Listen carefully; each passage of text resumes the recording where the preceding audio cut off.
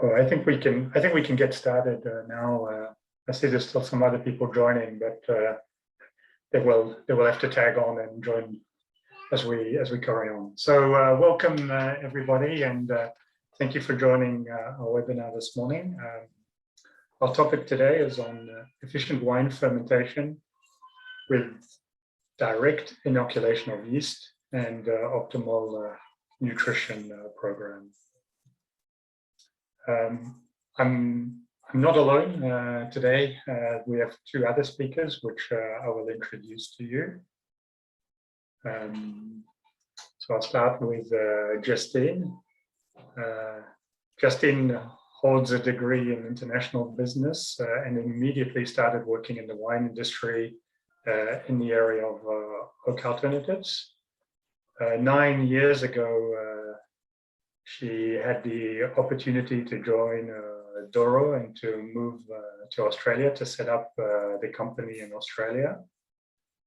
She is WSCT level 3 with distinction certified wine taster and regularly judges at wine shows, recently at the AWAC.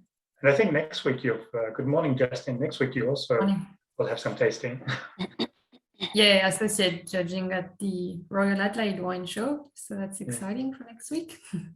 And tell me, Justine, can you tell us a little bit more about Douro's activity in Australia? Yeah, so Douro, at the start, it's a cooperage. So we're based in France, in Cognac. Came here 9 years ago to develop their business, and we've since added a few things. So we're also distributing some octanen from another French company, and starting with Fermentis as well at the end of last year. Thank you. Let me introduce our other speaker, Dr. Jasmine Peters. Jasmine is a research lecturer in the field of wine microbiology, working with Professor Vladimir Jiranek. Her expertise is in microbiology of the Saccharomyces cerevisiae. She holds a PhD in the field, looking at the genetic differences which explain the needs for nitrogen, very suitable for the topic today. She's been lecturing 15 years in the field of in this field and related wine science, and in the last vintage and this year has been working with us to support our trials in Southern Australia. So good morning, Jasmine. I had a question for you: is how have you been splitting your time between these three activities, between the teaching, the research, and Fermentis? Hi, Joe. Thank you for introducing me. That was a long introduction. Yeah, so basically time myself, and I love what I do. So sometimes I don't even feel that I'm doing two different things. So we all love wine science, isn't it? So yeah. Thank you. Okay. Yeah, so we also, Joe has introduced us. So Joe is the technical sales support manager for the Asia Pacific region. So obviously, you know, Fermentis does yeast for wine, but also beers and spirits. So he has a lot of work to do for the whole region. He's been working with yeast and Fermentis for 15 years. And came to Australia a couple of years ago. He also has a degree in viticulture and enology. Thanks, Justine.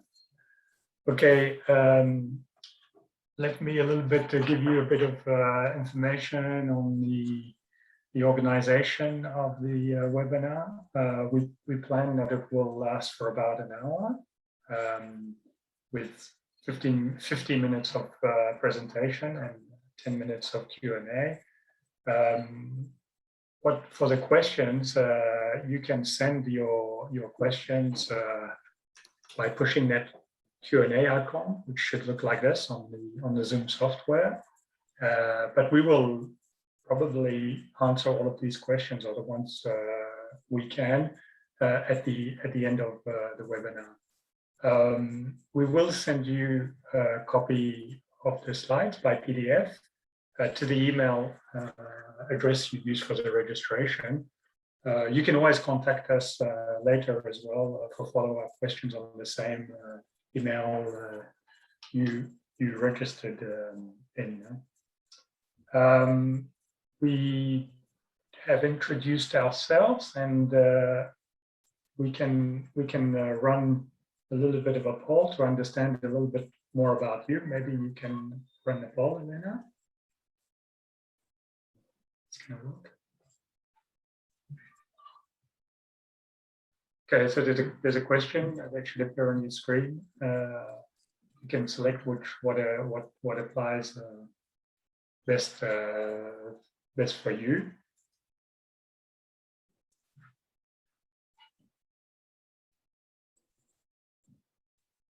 And then we can close the poll.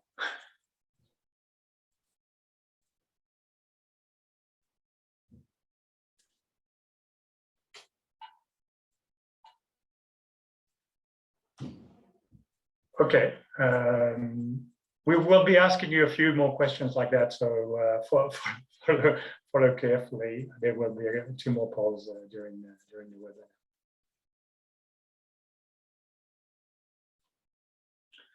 Okay, a few words on Fermentis. We produce yeast and yeast derivatives, which are used for fermented beverages. This is for wine, but also for beer, spirits, and basically any fermented beverages. Historically in wine, we've not been very present in the Australian wine segment, but this is changing, and it is certainly something which is very different in other markets. And today, the objective is to share what we can bring here. We belong to a larger group, which is called Lesaffre, which is really an expert in yeast and in fermentation. It has 69 factories producing yeast, but also 5 of them are producing yeast derivatives. We've got actually a factory also in Australia, in Melbourne, but this one is actually producing baker's yeast as well. We're a really strong player. 1 in 3 of the breads are produced worldwide are produced with Lesaffre yeast. There's 570 researchers working in the field of yeast and fermentation, and a quite comprehensive collection of yeast and bacteria with 8,000 yeast and 650 bacteria in the collection. So that's a little bit the introduction of who we are. More about the program of today. We probably could have called it efficient fermentation, but we wanted to a little bit highlight what we have, which is unique, special, new, and impactful. So we really mentioned the fact that we have this direct inoculation and opportunities to steer the fermentation with the yeast derivatives. So the first column is really more related to the yeast in terms of the content, and then the second part is more yeast nutrition and yeast derivatives. And we will go through yeast selection. We will look closely at the direct inoculations and share what are the results we have in Australia with this approach. And then we will switch to the second column, more on the nutrition side, talking about yeast nutrition, and share a little bit the results and some of the outlook of what we might be able to achieve with this approach. And at the end, there's some Q&A. So this chapter on yeast selection, you can look at yeast selection at different levels. You can look at it as us as a yeast producer, how we select yeast, but we can also look at yeast selection, how it is done in the winery. So we will look at both of these and share again a little bit some advice on how it can be done in a winery and what's new for us as a supplier. Normally the yeast selection, or what we choose to put in our range, historically it's always been yeast that have come from collections that have been, can be our own collection, but it can also be other collections like universities, and these have been isolated either on the skin of the grapes, or they've been selected in micro wineries, and then we can do some selection improvements within us. But more recently, the latest launches or latest products that have integrated the Fermentis range have come through hybridization techniques, and I wanted to a little bit share with you what is this hybridization approach. The hybridization is a crossing of two strains. Normally, when yeast reproduce, hey, you've got this pink.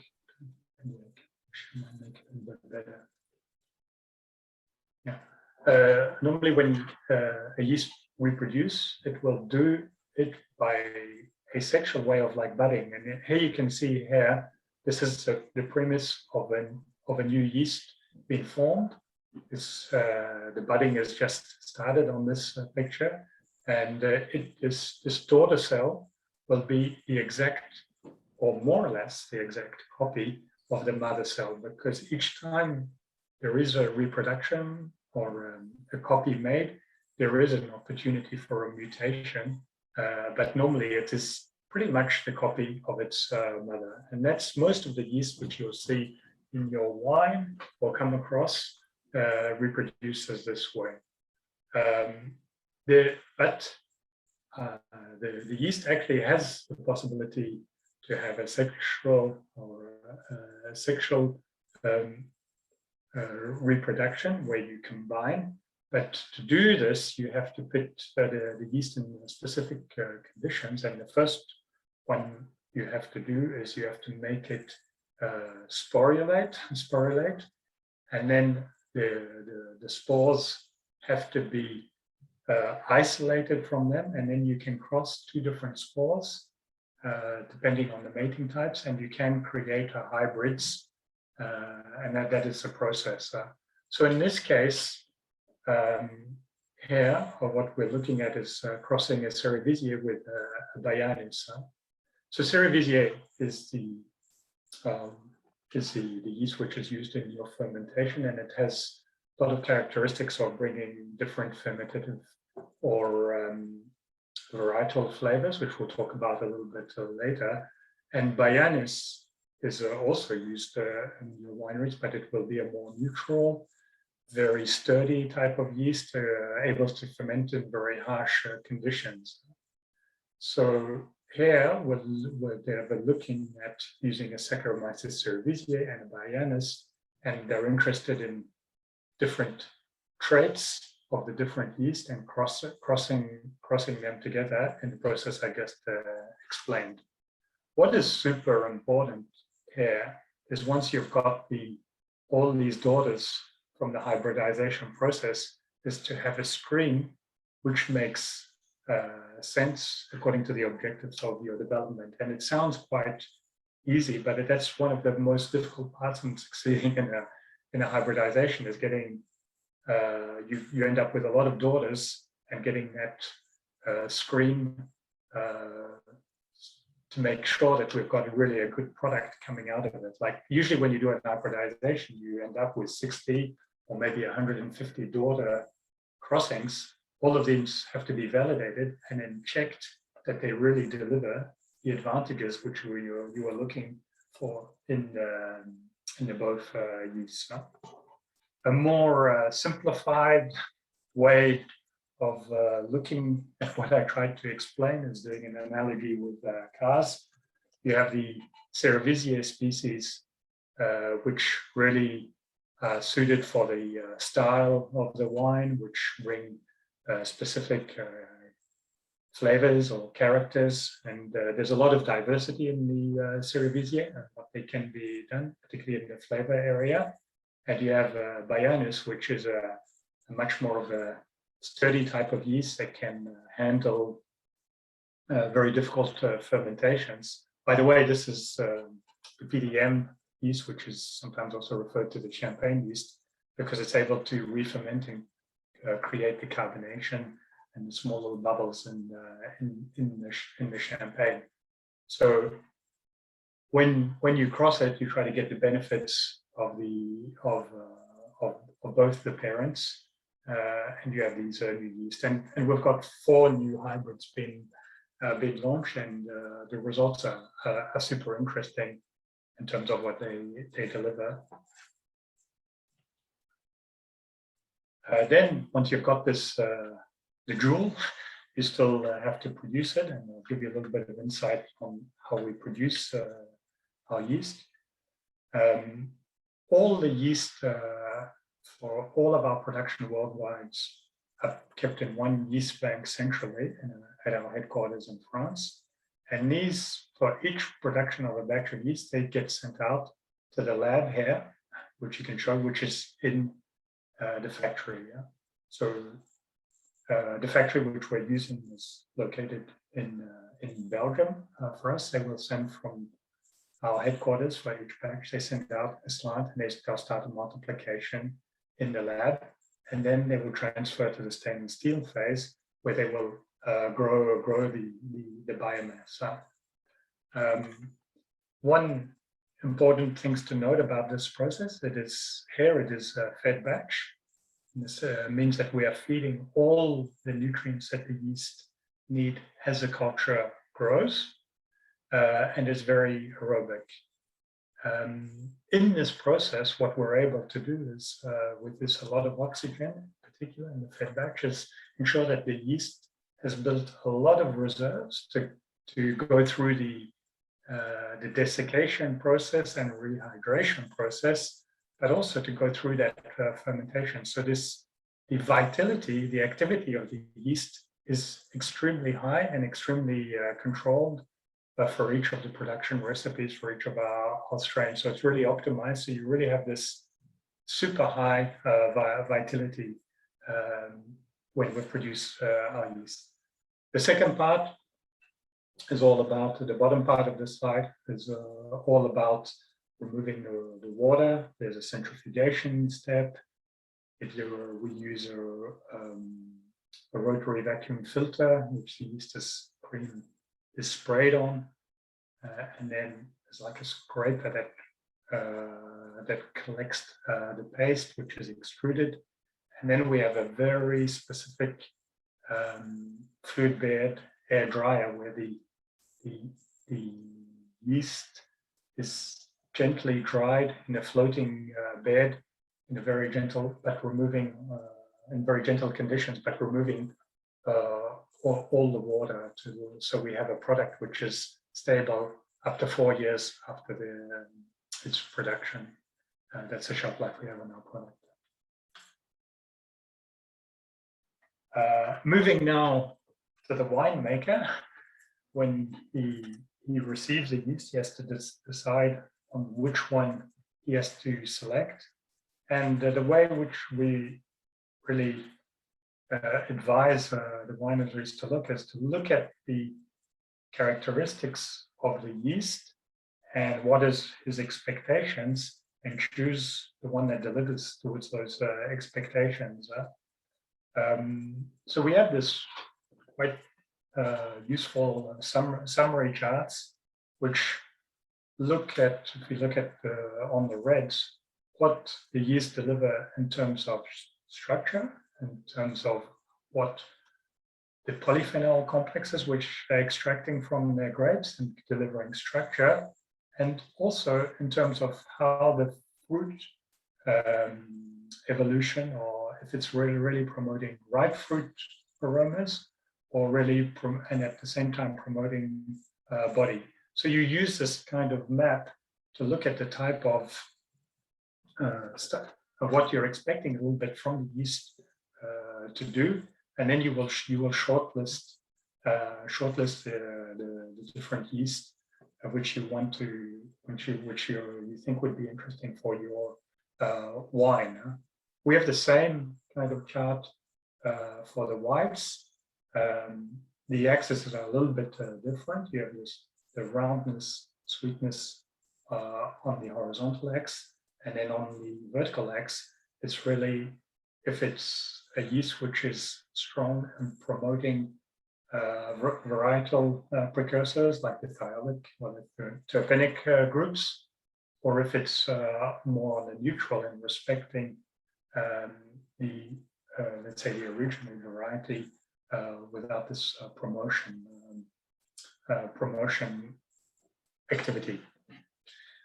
So you shortlist your yeast, and then you can see the different yeast that you've shortlisted, if they're really how well they suit your production or process objectives.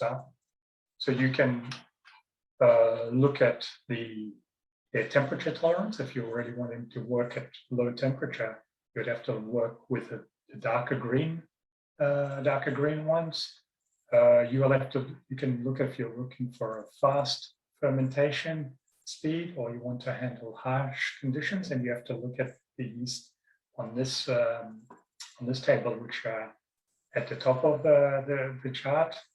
And you also have the nitrogen needs, which can differ if that is important for you. If you're looking for a yeast that can handle low nitrogen conditions, and that we will talk a lot about later in the presentation, is the different needs of the yeast in terms of nitrogen. And you can see here that we recommend that you look at the nitrogen in terms of the initial sugars available in the mass, or concentration in the mass, to adapt to that. You quite often see recommendations you need 170 ppm of nitrogen at the beginning. We recommend that you modulate that according to the amount of sugar you have at the beginning. But we'll come back to that, the nitrogen needs of the yeast a little bit later. Another point, what I wanted to notice is you can see that we have, in terms of the very strong yeast here, in terms of handling harsh conditions, you find again the PDMs or the Bayanis are at the top, but also the hybrids do quite well. So we've really got that fast, which start with HD, the hybrids start with HD in our portfolio. You can see that they have these fast characteristics, which are interesting and can handle more harsh conditions. So a bit of a summary of that first section. Hybridization, really trying to combine the strength of both parents. In the production, each yeast has a specific need, and you need a specific recipe in their production to maximize the vitality. And understanding the strain characteristics and how they impact wine is probably what you really need to do at the winery and to make your selection. And we've got some tools, we've got some app and more material to help you in that field. And you have to also check that your process is in line with what the yeast can go for in terms of temperature and other parameters.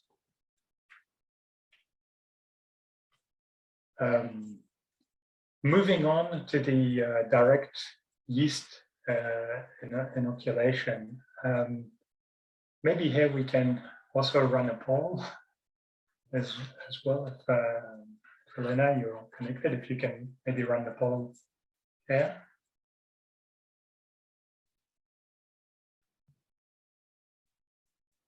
You can answer the question and submit your answers.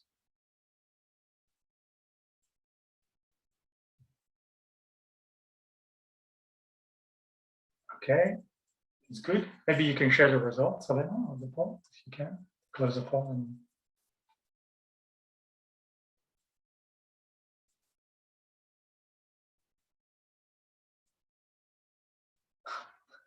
good, bringing some information. Seems that the participants have heard of the direct inoculation. So let me explain further this.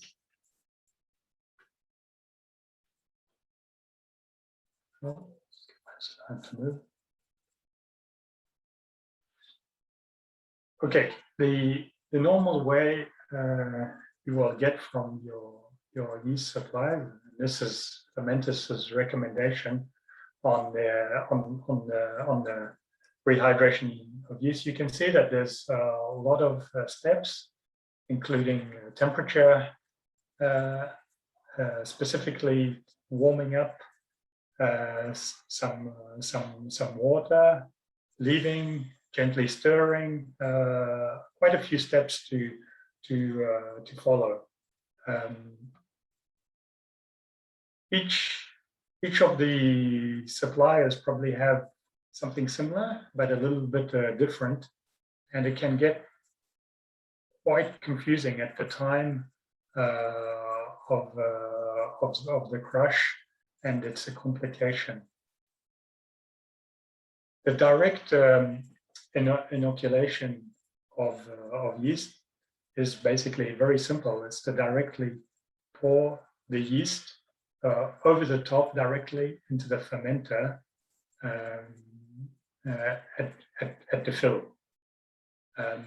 For the reds, there's a little bit an extra step. You have to make sure that the yeast is actually mixed with the liquid phase, because you've got all the floating skins and skins on the top. So you would have to punch down that cap and ensure that it's the liquid phase of your must is actually mixing with the yeast, and then it's a good practice to do a pump over to ensure it's well homogenized.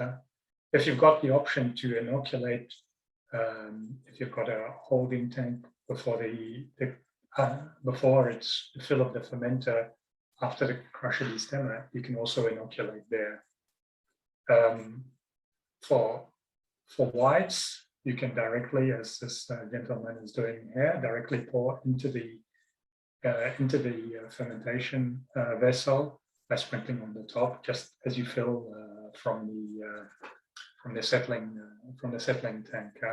So it's a very, very easy step simplification for the winery. We have a validation process to where we test that the yeast are suitable for this direct inoculation. It's a two-step. The first step is in the laboratory where we rehydrate with under different conditions from 10 to 43 degrees, and we check the viability resulting of the yeast. And if that is satisfied, we will transfer it to the microvinification, and we will also try the 3 different ways of rehydration. The usual way, let's say, as recommended, I showed you in the previous slide, we will use cold tap water and directly in the must, and we will see if there's any impact on the wine. So this is the results on the, I think this is the HD135 yeast. So you can see here at the lab results where we're looking at the viability after all the methods. You can see that they're all the same, whatever the temperature, wherever if we've added some sugar or not, we get the same results. They're all within the standard error domain of the test, so they are equivalent. Then when we transfer it over to the micro vinification trials, you can see here we look at the kinetics or the speed of fermentation, and you can see that they're the same.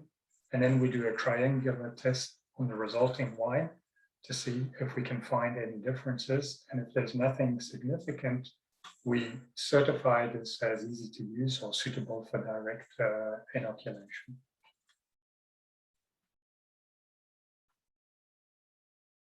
What are the advantages of this? It is easier when you're receiving grapes at that time to have buckets and extra step. It's a complication for the winemakers.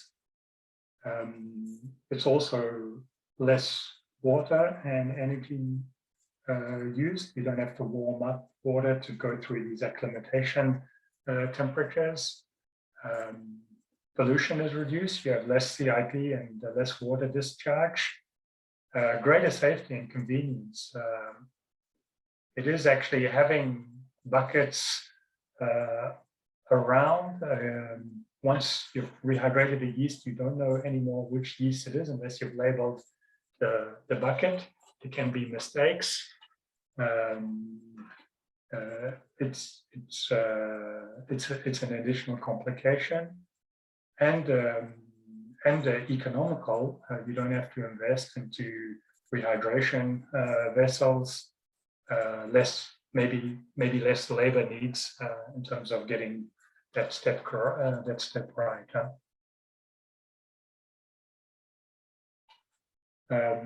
Here you have a quick overview of all the Fermentis yeast, and you can see that most of them are easy to use, but some yeast we've not been able to produce and easy to use, so they do not get the certificate, and they still need to be rehydrated with the acclimatization steps. Okay, that was the first part of on selection and inoculation. I'll pass it over to Justine now, who will talk about the results in Australia, and also continue to encourage you to send your question and answer, your questions as we go along. Do not hesitate to type them in. So Justine, over to you. Yeah, so as I was saying, we started to represent Fermentis in November 20. So we've had trials in Australia, vintage 21, but before that, Fermentis actually worked with the AWRI to do a big trial of all their portfolio. So the 15 strains, white and reds, went through.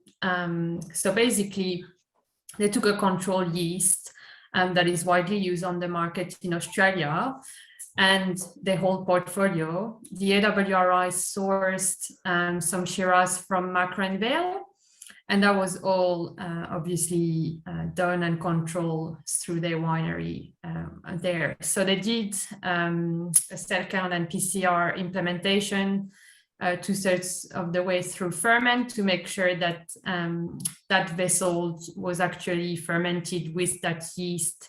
And yeah, just making sure that, for the data afterwards, that was actually, say, HDS 135 that was fermented in that tank. There was afterwards a sensory panel for all these wines with pivot sampling. That was done at the AWRI, and obviously they did give us a report on that. What was also done is that we've had a couple of people from Fermentis, so Joe and someone else and myself with the winemaker at the AWRI, going through a blind tasting, and we also tasted with people over the APAC region and France, as you can see on the picture over there, through Zoom, as we do these days. So through that blind tasting, the great thing was that the actual yeast that we chose were the one that we thought were going to work for Australia, and particularly we did recognize the red wine strains, basically. So we'll have a bit of a look on the next slide. So that's the graph that was done after the tasting and the sensory. That's the main yeasts that we chose after that Shiraz tasting. The two first yeasts for me, they're the hybrids, and they're gonna work really well for Shiraz in Australia. The notes that I've put in here are a mix between the sensory data from the AWRI and the tasting we've done with Fermentis, but also the feedback that I got from winemakers, because I did take these samples across South Australia mainly, and showed it to people to get a bit of feedback, and also show them, you know, that's what you're going to get if you use this kind of yeasts. The two HDs that I was saying, really good for Shiraz, such as, you know, Barossa, Macra, and Vale, this big fruit forward style. HDS 62, really an elegant yeast, pushing the red fruits, really fruit forward, good mouthfeel. HDS 135, a bit more on the dark fruit, blueberry, savory, and a good mid palate roundness. It's really like a fruit forward richness kind of yeast. Sorry, we've got a bit of an issue on this one. You might not see the, thank you. And NDA 21, it's an interesting one, and I'll talk about it a bit more afterwards. But it's an Erodavala yeast, so it's really pushing the spiciness and the red fruit with a good fruit intensity. STG 101, it's a lot more on the floral and freshness. It's also like a Pinot Noir yeast, so very good for Gamay and all this kind of really fruit forward style. SC22, it's a cab yeast, so you really have that leafy blueberry character coming through. Also working really well on that Shiraz. When you take the glass, you really can smell Cabernet. So that's really a good yeast that we've therefore used in this kind of wines later on. And here are our Bayanas, so VR44 and BCS 103. So they're a bit more you know, sort of in the background kind of yeast. So as Joe was saying, they would ferment very well. They would go through anything, and you can use them on whites and reds, really respectful of the characters of the varietal you would use them on, basically. I am passing it on to, I'm passing it on to Jasmine, who will talk a bit more about the trials that we've done in South Australia, mainly this year. So she'll talk a bit about the study and everything, the protocols, and then I'll come back to talk a bit more about the tasting and everything. Yep, thanks, Justine. So looking at the main objective of our team, so with the objectives, we provide resources for wineries conducting trials with Fermentis products in SA, and we also help them with giving assist them with the setup, and then also during fermentation we give feedback to them.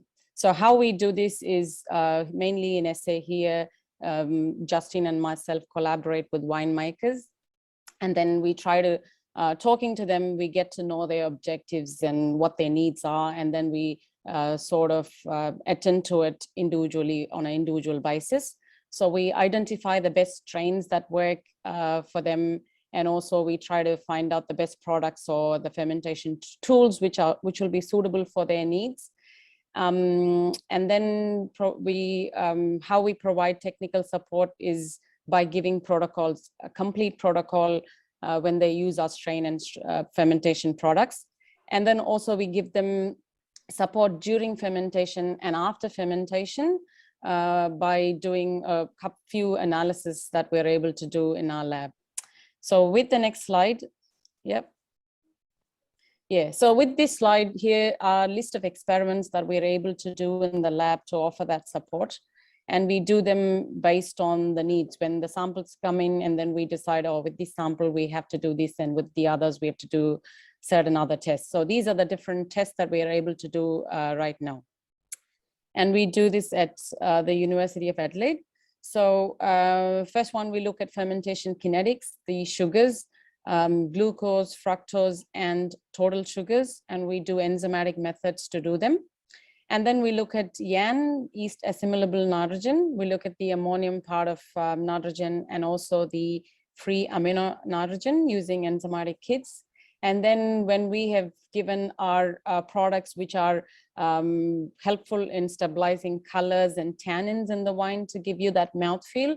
So we sort of do studies to test the color and tannins over a period of say 6 months or 3 months. So first, so we offer that analysis.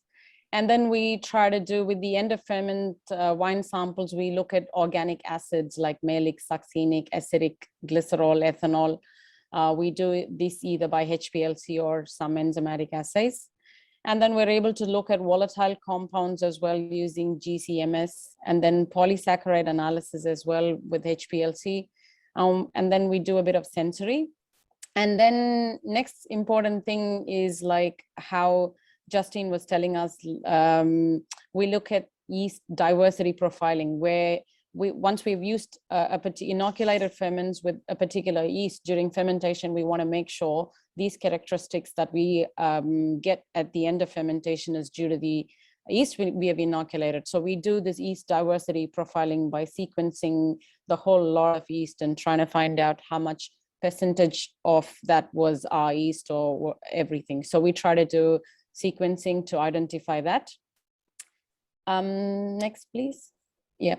So here's a bit of an example of what we've done this 2021, and I've got just one result there to just show you with how we've done it. So with the methods, so this is say your ferment. So we talk to the winemakers and ask them what they're comfortable with. So some people are comfortable with sampling during fermentation for us. So they do on everyday basis. So we give them these little sampling tubes, and which are 50 mils, and they sample every day and chuck it into their freezer, and we go collect them.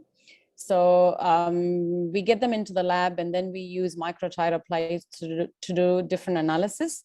And then our lab setup has liquid handlers, which are really so expensive, and automated plate readers. So we use such equipment to analyze all the results. And here's a sample of a result from the recent lot that we did, and as it aligned with the talk for today. So I thought it'll be good to show you this one. So this one on to the right shows us a graph which is from a yeast trial from one of the location that we got to work with. So that shows control versus fermented strains. So the graph on one axis has total sugar, and on the other axis has time taken during fermentation. So, and all those strains there are fermented strains in black, and the one in red is the control strain that the winemaker chose to use. So if you see the fermentation performance, our strain, the hybrid HTS 135, has completed fermentation so much quicker compared to the other ones. And the one in red is the control, which is a bit behind. So like what our chart initially shows how the hybrids are quicker in fermentation, this again stands to prove that. Yep. Do I have another slide? Sorry. Oh, yeah. So that's it for now. We'll come back and talk to you a bit later. We'll pass it on to Joe. Yep. Interesting, excellent. Yeah, so just a bit of a quick summary on the trial we've done in Australia in 2021. Mainly it was in SA, so you can see most of the big regions, so Barrow-side and the Vale, Adelaide Hills, Coonawarra, Clare, Langone Creek, and few different varietals. Shiraz, Cabernet, some Mediterranean varietals as well, Nero d'Avola, Sangiovese. That's where NDA 21 comes back in the discussion, because that's actually a yeast that was taken in Sicily. It's a Nero d'Avola yeast, so really interesting I think especially with that new trend of more Mediterranean varietals here in SA. Really good success in the hills with CKS 102, with a few people trying it on Sauvignon Blanc. We do also have a new SH12, which is more on the thiols release. And that's also a great yeast for rosé. And we also have the Chardonnay yeast GVS 107, particularly for barrel fermented Chardonnay. We have focused a lot in South Australia this year, because also that's where Jasmine is with the research part of things with Adelaide Uni. We've had a few fun trials in other regions on Prosecco, for example. And the main reason is also, you know, border closures. Obviously, I haven't been able to really travel interstate, but I want to tell you all that this portfolio is available across Australia, and we can talk together and have a chat about, you know, your regions and your needs. But, you know, Fermentis works worldwide. So obviously we have a yeast for any varietal, any region, any climate. So yeah, I'll pass it over to Joe now. I think we're going to talk a bit more about the nutrient part of things. Yeah, thank you, Justine, and thank you, Jasmine.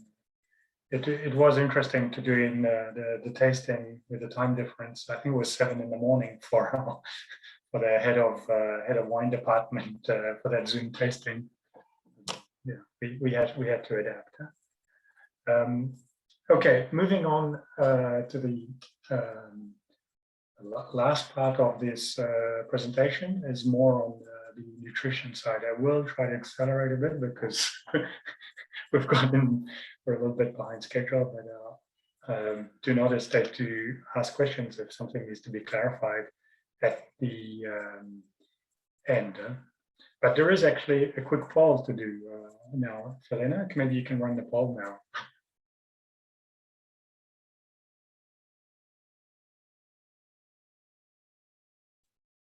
Yes, are you involved in nutrition programs for wine fermentation? If you can quickly answer that, select the right answer.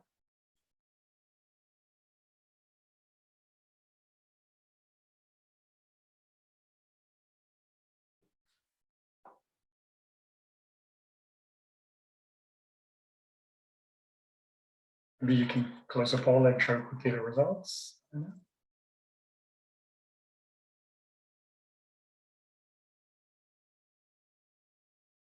Okay, most of you are active in this field, so you should find this information relevant. Okay, when you look at nutrition, if you go really back to the fundamentals, there's two categories of looking at it. There's macro and micro, and then macronutrients. Maybe the very simplest way is looking at it is you can look at the composition of a yeast and kind of project, if you had to grow the population based on their composition, what you would need to add. Or it's here we mentioned the cell material renewal approach. And if you look at the composition of a yeast just on from an atomic perspective, you'll find a lot of carbon, hydrogen. Carbon comes from the grapes. It's essentially the sugars. The hydrogen, the oxygen will be. There's a lot of liquid or water in your must.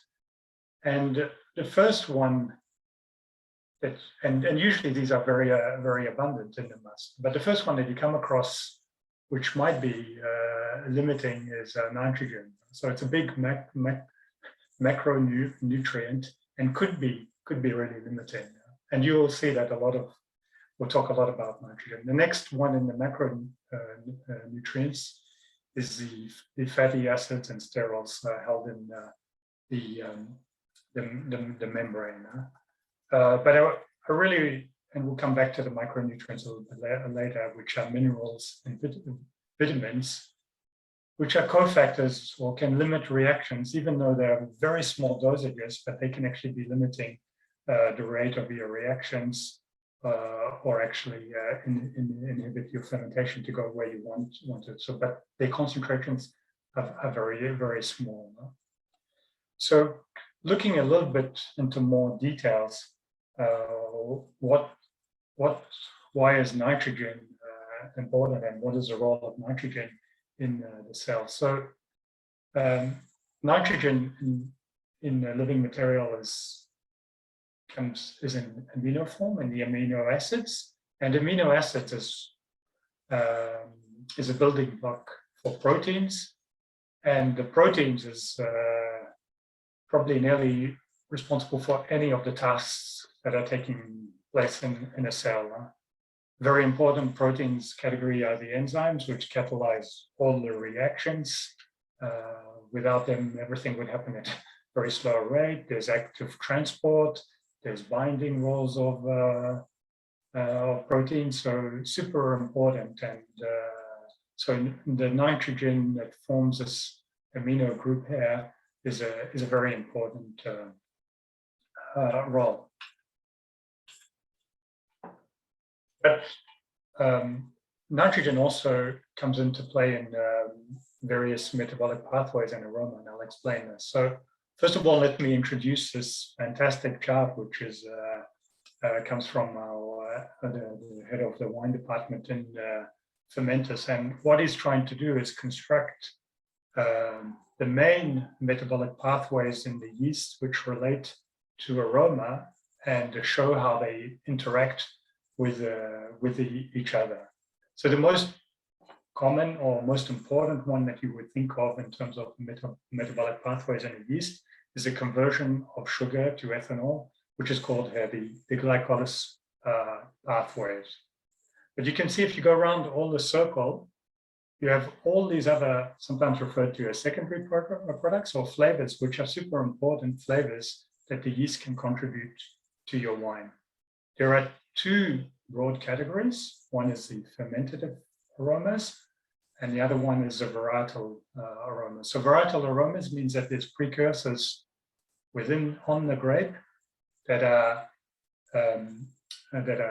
transformed or released into the must, but there's precursors before. Fermentive aromas are actually produced by the yeast in the fermentation. Is not this precursor event. The important one I wanted to mention, going back to the role of nitrogen, like we said, nitrogen important for everything, but there are specific pathways. They've got this Hellerich pathway here, where ammonium and amino acids, which is a nitrogen, is removed from or assimilated from the must, used in the fabrication of aldehydes, which then come used into the ethyl ester manufacturing. So if you're limiting in ammonium or amino acids, you will have a reduced ethyl ester production. Also, you can see here these amino acid pools, and you've got methionine and cysteine here. These are very important because when they are limiting here, you tend to have the sulfite reductase out of balance, and you have release of sulfites and H2S back into the must, which are highly undesirable. So nitrogen, beyond its overall role in the yeast, it is very important for the synthesis of certain esters, and also keeping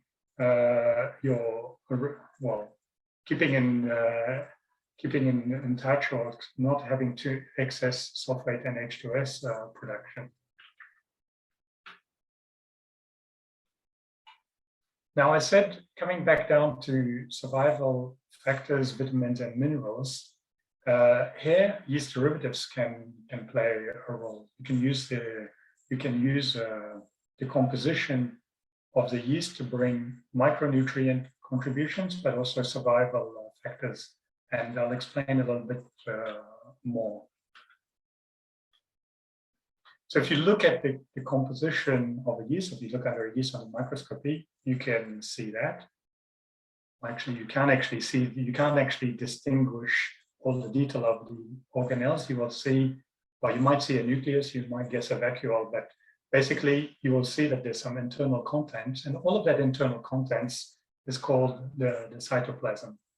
And if you degrade the cytoplasm, you can release a lot of free amino acids, minerals, nucleotides, which can be really helpful in terms of these micronutrients, the contribution to the must. You also can see this black outline, and what you're actually looking at is the membrane. And on the edge of the membrane, something that you usually can't see under the microscopy, but there's a little cell wall.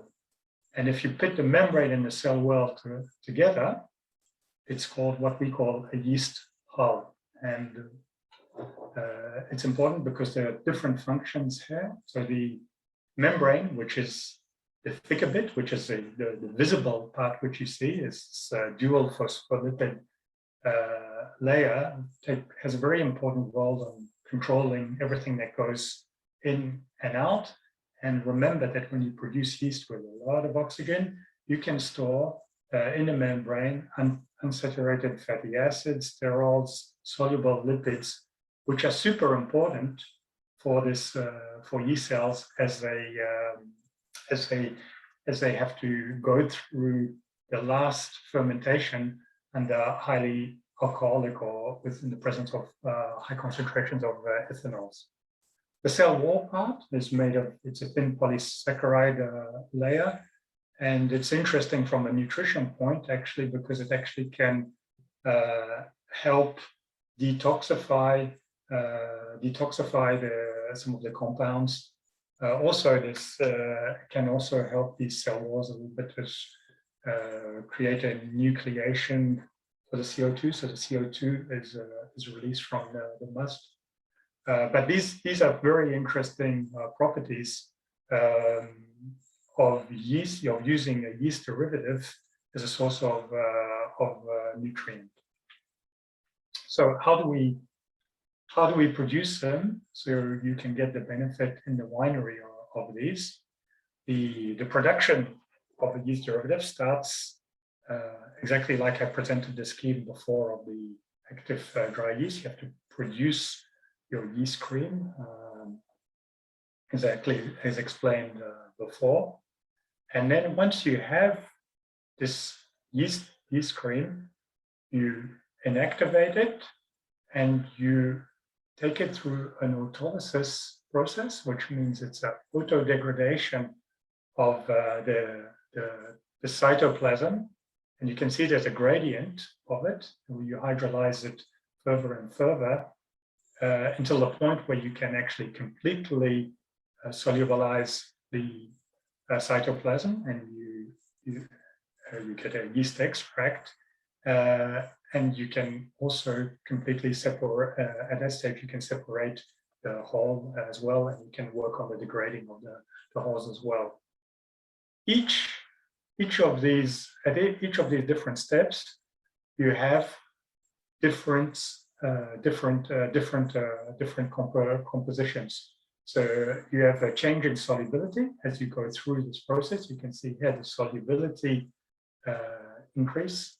The fat matter which is in the cell membrane, remember, stays the same unless you go to classic yeast extracts, where then you've completely removed the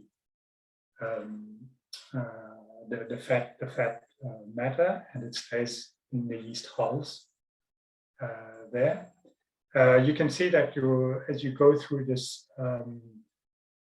this process, you make more amino nitrogen available, at least from the inactivated yeast, and then you try to preserve, or you're releasing or preserving the vitamins at the same time.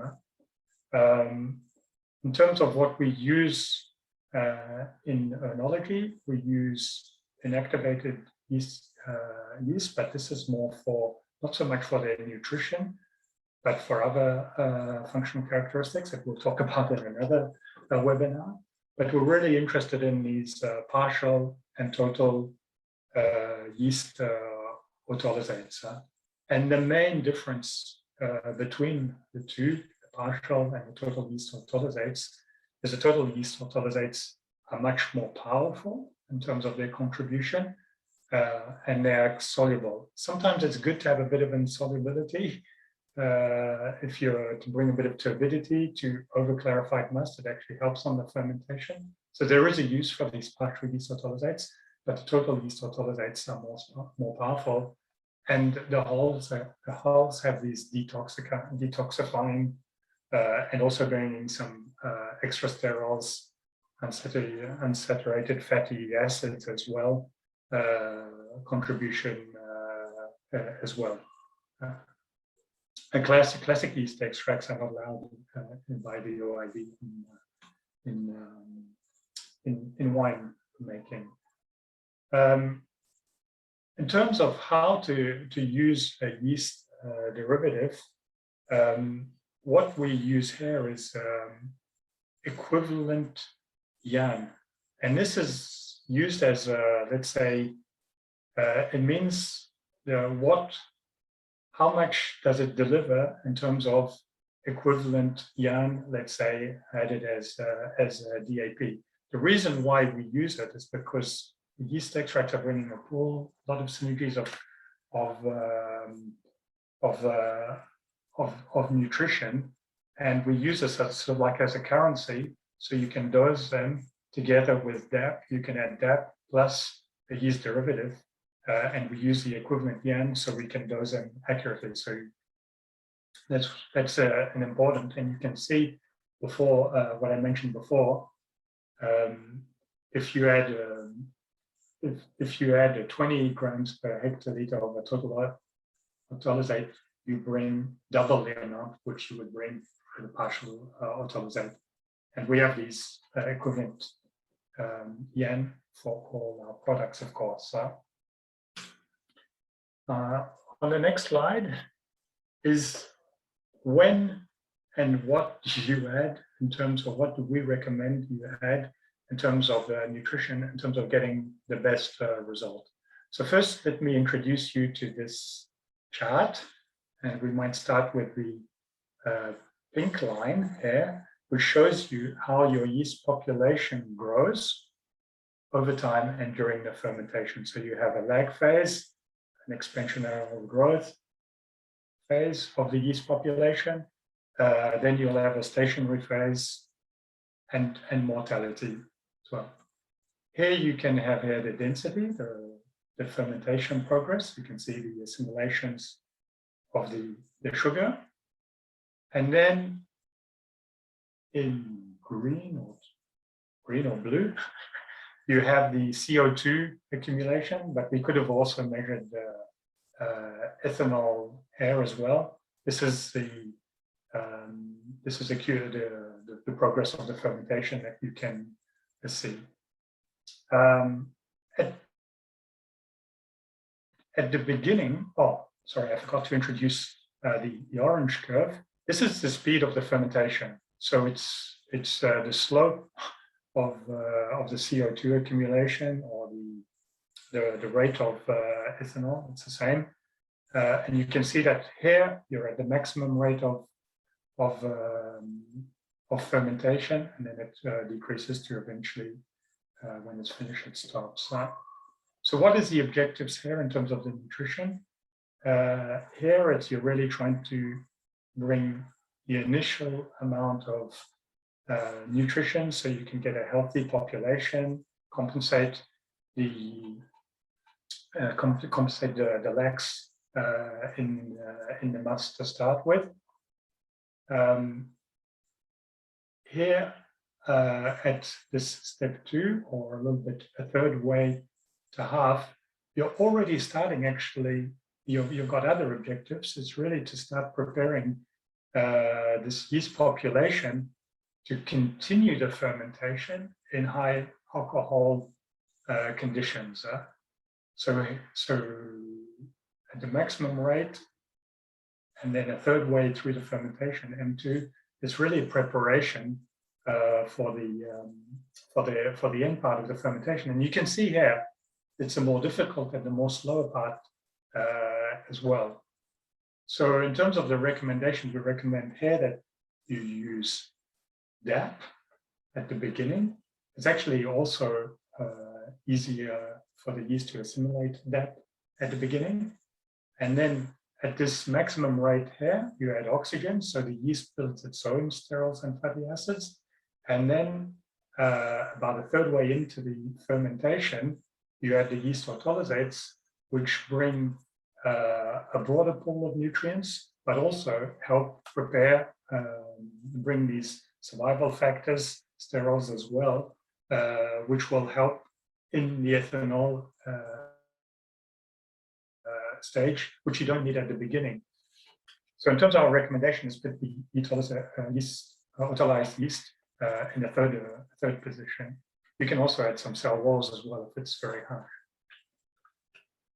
So if we do it like a practical example, a little bit summarizing everything that's been said till now, let's say we take a must, which has 280 grams per liter of sugar and its own YAN of 120 ppm. So first, then you choose a yeast.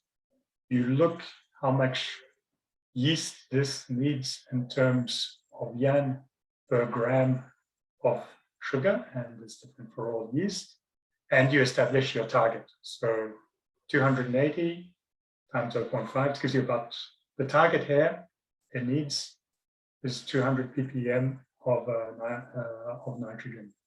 The supplementation then required is simply the 200 minus 120 available at the beginning. So you've got to deliver 80 ppm of nitrogen or equivalent nitrogen, as explained before.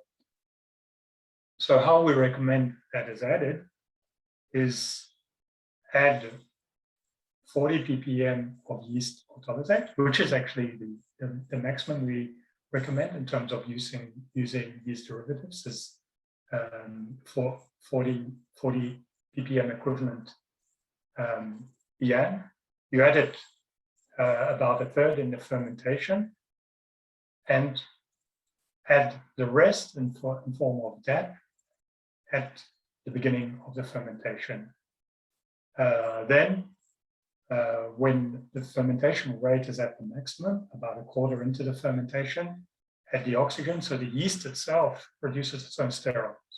And this is what we would consider more or less the optimum in terms of getting the best results out of your nutrition.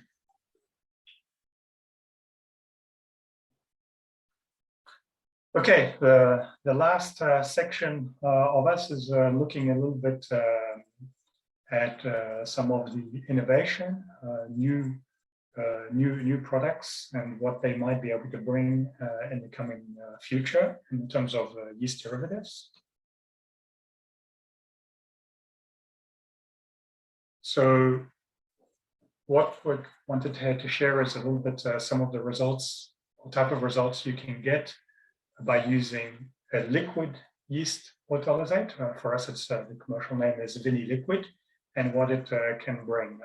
So let's have a look at this trial. It's a Chardonnay 2012, potential alcohol, not particularly high, 12.5%. Sugars 214, total acidity. What is very important for us is to look at here is the YAN per gram of sugar initially is already quite high. Actually, it would seem if you look at this must that it doesn't, for most yeast, it wouldn't need much supplementation. So what they have done in this trial, they've added 20 ppm of NAN about a third way into the alcoholic fermentation. But what it looks at is this trial is different additions what they bring. So they added first control nothing, then they added just that in the third in, then oxygen plus dry autolysates, and then a new vinny liquid product. And you can see here that you have different times of end of fermentation. I have to also explain to you this chart. It's a very unusual looking way of looking at fermentation. Here, what they're looking at is the flow rate of CO2. So there's a flow meter placed on the fermenter. And the reason why they're using a flow meter is that they really want to position the oxygen and the nutrition precisely at the best time. So and then oxygen has to be added when the rate of fermentation is the fastest. So you can see here, all of the trials, they're really ramping up in terms of speed, in terms of the fermentation, and about at the 50-hour mark, that's where they should add the oxygen. And then if you do the accumulation of the CO2, you can see how much, how far through the fermentation is, and they've worked out that here they're at a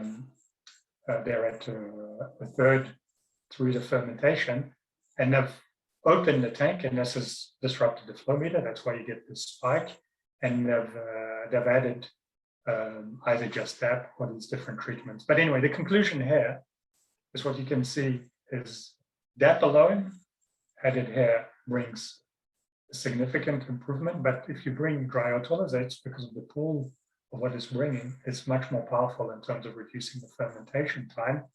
And then this liquid form seems to have attributes that even speed it up and be even faster. So you can see here the gains of this liquid autolysate, which are brought in terms of this trial. We've also started trialing this in Australia, and I'll let Jasmine talk you through a little bit one of the results we got on the next slide. Jasmine, you're on mute. Thanks, Joe. Yep. So here's an example of the vinny liquid trial that we did here in Australia in the last vintage, which is 2021. So some winemakers used our vinny liquid, and they were able to give us some samples, which was during fermentation. So the results are presented here as a table. So if you see, the table has time elapsed, which is in hours, which is the fermentation. And then then the next column shows vinny liquid ferment, and then the control ferment after. So the initial sugar started off at 250-ish, and then at 96 hours, you can see vinny liquid and the control were nearly the same. And then at 120 hours, our vinny liquid sugar started dropping pretty much a bit quicker than the control. And then thereon, the vinny liquid ferment started taking over, and sort of by 192 hours, they were like 6.5 grams per liter of sugar, whereas with the control ferment was double the time, 12 grams at 192 hours. So this one aligns with the previous graph that Joe just showed us, how vinny liquid has always has performed better than the control. Yep, Joe. Okay, thank you, Yep. Jasmine. Yep. And then another trial here looking at the sensory properties of a treatment here of DAP versus vinny liquid. You can see here this overexpression of the aromas and sensation, and then the better balance, more fruitiness. A very interesting characteristic as well. Really delivering more in terms of the flavor side. So, for those who wondered as why we were talking about steering fermentation with nutrients, is this gives an opportunity, and you'll understand why we were measuring before CO2 flow rates on top of the fermenters. Is it gives us the opportunity is actually with having it as a liquid it's very easy to dose automatically, and you can measure the rate of fermentation by CO2 with these flow meters. You have a console which controls the pumps and the delivery of the vinny liquid and dose it exactly the same time. And you can impact the fermentation time and also the flavors. So you really, in a way that maybe you can steer your fermentation, and that's where that word came from. And this is a reality we've got in Europe, with, you can see here a winery that has set up these flow meters on top of their fermenters, the console here. And we've got different formats, different like these type of big bags or jerry cans, in which we can add this yeast autolysate. It's also very easy to use because the product is ready to be directly added to the fermenter, which again brings all the other savings which we explained relating to the yeast. So that was what I had to present today. I think we can start to look at the question and answers.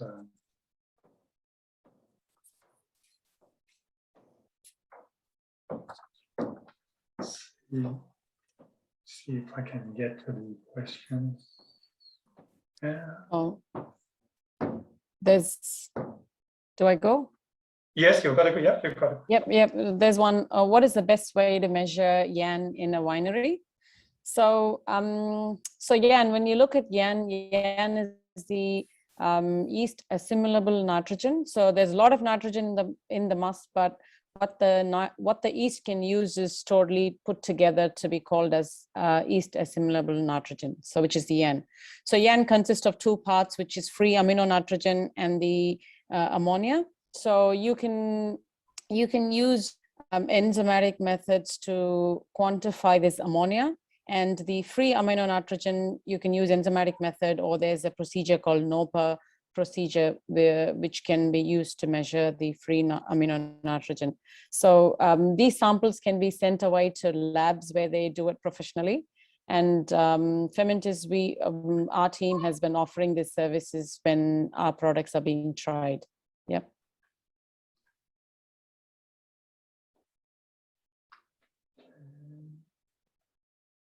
Okay, another question here. Can you have the copy of the slides? Yes, we said at the beginning, we will send to you the slides according to your to the address which you registered. We'll probably send it through tomorrow.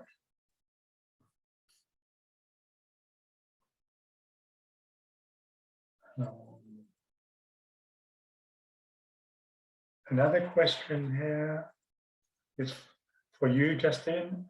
Are all these products, including vinny liquid, available in Australia? Yeah. So we've got everything in stock or coming up for next vintage. So please contact me, and I'll tell you, what we currently have in stock, or put it in order for you very quickly. So yeah, but everything is available here in our warehouse in Adelaide. So yeah. Okay, there's quite a few more questions. I think we will answer some of them afterwards as well, for the sake of time. Can you substitute that with DAS, like diammonium phosphate titanium sulfate? Yeah, technically you can from the nitrogen point of view, but the risk is there to be feeding the sulfate reduction pathway and getting sulfites and H2S. So no, it's probably better to stick to DAP.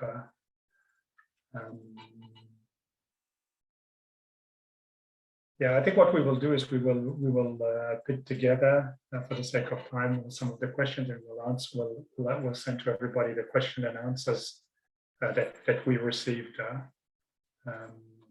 and put it out with the notes.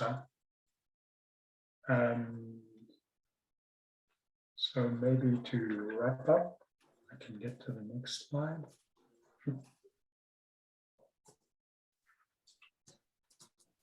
I'm a bit stuck. I have to wrap up on this slide.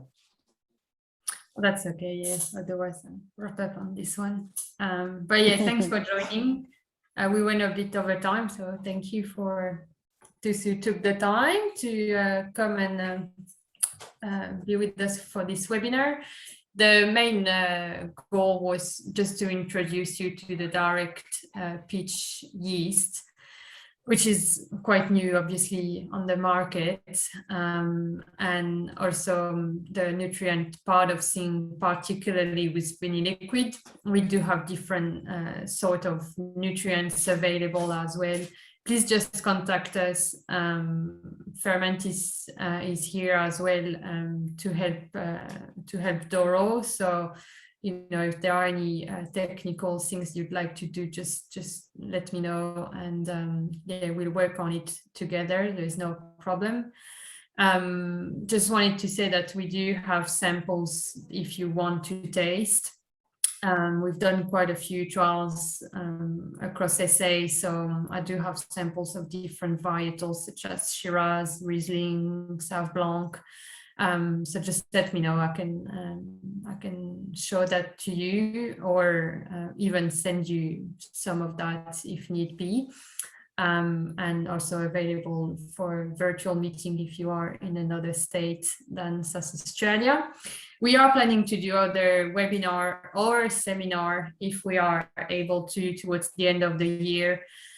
If this is permitted, we would like to do a real live webinar, seminar, sorry, in SA with a bit of a tasting, but otherwise it would be online, and we might be focusing a bit more on the functional products as well, which we haven't talked about at all today. I think the main thing, as I said, was really to talk about the direct pitch yeast. So thank you all for joining us. Thanks, Joe and Jasmine as well.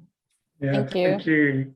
Thank you, Justine. Thank you, Jasmine, for helping Thank you, Joe. set this up.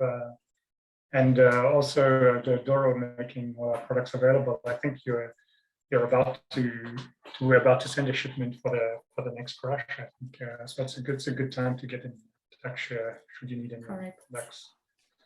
Okay, and if there's any more questions on Fermentis, please do not hesitate to come back and send them along. We'll do our best to try to help. Okay, thank you. Thank you. Thank you, everybody, and have a very good day. Bye-bye. Bye.